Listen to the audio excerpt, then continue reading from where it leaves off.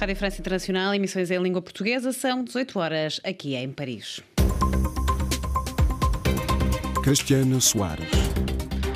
Os dirigentes da União Europeia acordaram um roteiro para implementar medidas destinadas a travar a subida do preço da energia. Esta sexta-feira começa nova corrida para a chefia do governo do Reino Unido. A empresa britânica diz que o ex-primeiro-ministro Boris Johnson pode estar de olhos postos no regresso a Downing Street.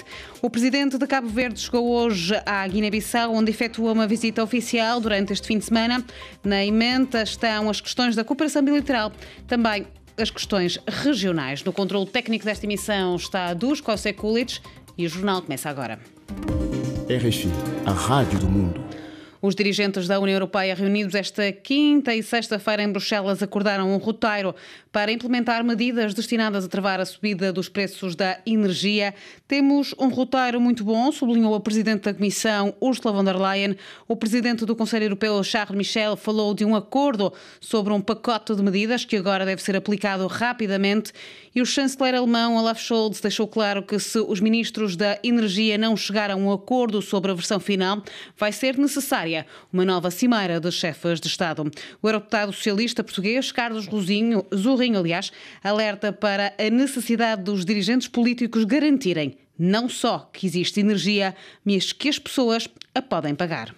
O presidente do Conselho Europeu, Charles Michel, falou num acordo sobre um pacote de medidas que agora devem ser tratadas, enquanto a presidente da Comissão Europeia, Ursula von der Leyen, declarou que agora há um roteiro muito bom. Mas o chanceler alemão, Olaf Scholz, avisou que se os ministros da Energia não chegarem a um acordo sobre uma versão final, será necessária uma nova cimeira de chefes de Estado e de Governo. Mais otimista mostrou-se o presidente francês, Emmanuel Macron, que disse que os mecanismos previstos poderão ser implementados no final de outubro, início de novembro. Por enquanto, os 27 concordaram em promover compras conjuntas de gás a nível da União Europeia, com a ideia de que permanecem voluntárias, mas cobrem pelo menos um nível obrigatório de 15% das necessidades para o inverno de 2023.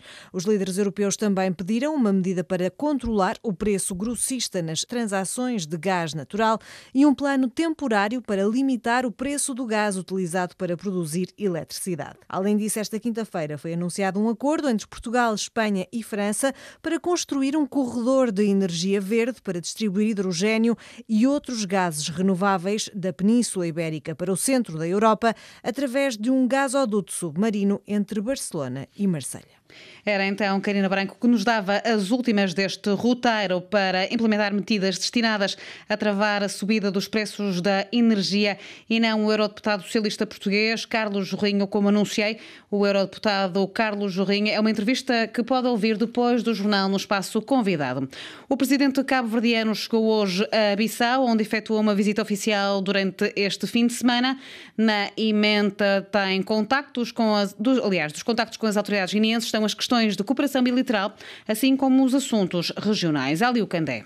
O chefe de Estado cabo-verdiano já está em Bissau, o início da primeira visita oficial para o reforço das relações históricas de amizade e cooperação a nível da CEDEAO, dois únicos países da língua oficial portuguesa dentro de uma comunidade de 400 milhões de habitantes e dois povos que, pela independência, lutaram juntos contra o colonialismo português através de Amílcar Lopes Cabral, fundador das duas nacionalidades. A chegada a Bissau, o presidente José Maria Neves não prestou declarações à imprensa após a sua recepção pela ministra de Estado dos Negócios Estrangeiros, Cooperação Internacional e das Comunidades, Suzy Carla Barbosa. A recepção oficial no Palácio da República, reservada para logo mais, seguido do encontro à porta fechada para discutir as questões de cooperação bilateral da CEDEAO, que é presidida pela Guiné-Bissau, e outros temas pertinentes para o reforço da cooperação continental e internacional. Já sábado, Maria Neves realiza uma visita à Fortaleza da Amura para colocar coroa de flores nos túmulos de Amílcar Cabral e João Bernardo Vieira e vai proferir na Escola Nacional de Administração a conferência sob o tema Desafios dos Pequenos Estados Insulares em Desenvolvimento.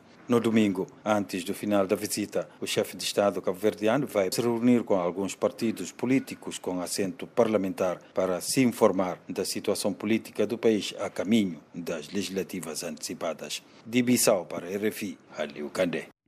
Entretanto, o presidente da Guiné-Bissau demitiu todos os conselheiros e assessores.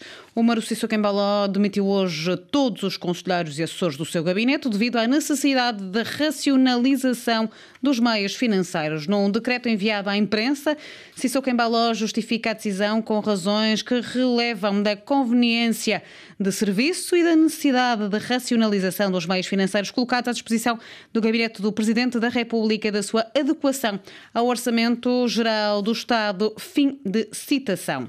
O primeiro-ministro cabo-verdiano Ulisses Correia Silva reajusta o elenco governamental. Filomena Gonçalves deixa a pasta da presidência do Conselho de Ministros e Assuntos Parlamentares para assumir o cargo de Ministra da Saúde. Janine Lelis, Ministra de Estado, acumulará Defesa e Coesão Territorial com a presidência do Conselho de Ministros e Assuntos Parlamentares. De acordo com nota do Gabinete de Comunicação do Governo, Arlindo Rosário, atual Ministro da Saúde, deixa o Governo para desempenhar o cargo de embaixador de Cabo Verde na República Popular da China. O governador do estado do Nilo Azul, no Sudão do Sul, decretou hoje estado de emergência por 30 dias e deu plenos poderes às forças de segurança para acabar com as violências étnicas. Pedro Costa Gomes.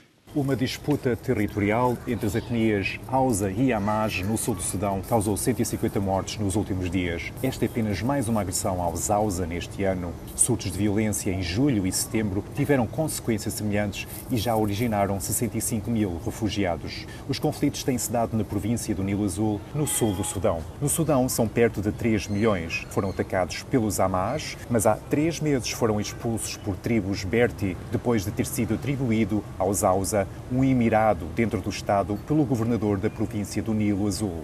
Os Amaj, os Berti e outras etnias defendem ser os povos nativos desta região.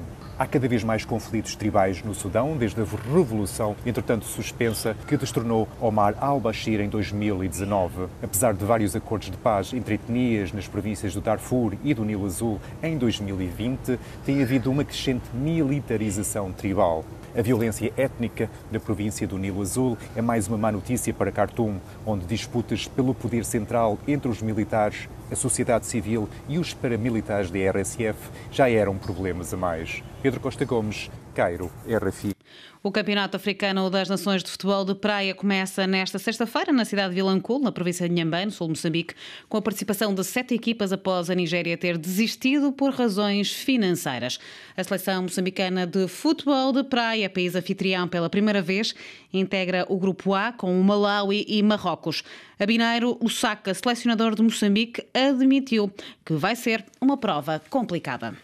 Sim, no ano passado fomos vice-campeões em Senegal, ter perdido na final com o próprio Senegal por 4-1 e voltamos a cruzar pela segunda vez com o Senegal em COSAF e perdemos 5-4. Nota-se uma grande melhoria, uma grande evolução do nosso lado e que criamos grande dificuldade para o Senegal. Mas o jogar em casa não faz de nós os maiores ou os melhores das seleções que cá estão, porque temos o próprio Senegal que é o melhor da África, temos o Marrocos, temos o Egito, que são as melhores seleções daqui deste continente. Temos muito respeito com elas, temos que dar muito valor. Temos a Uganda, que já participa há anos, de forma consecutiva no Campeonato Africano. Acredito eu que vai ser um campeonato muito duro e que o melhor, ou quem cometer menos erros, possa ser da vencida.